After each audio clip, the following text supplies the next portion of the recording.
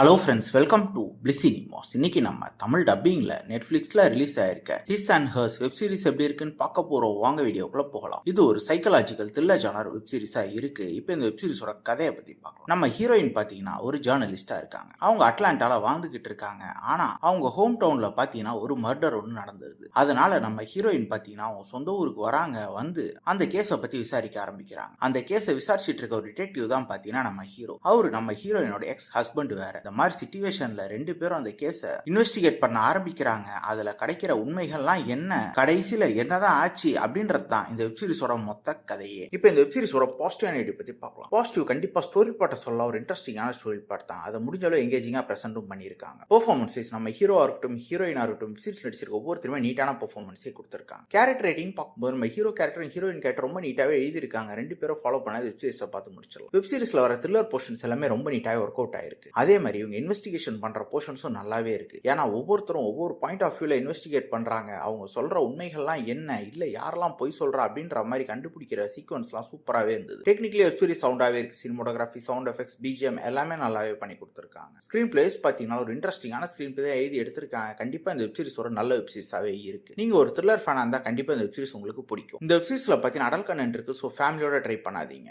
இன்னொரு வீடியோல சந்திக்கலாம். தேங்க்யூ.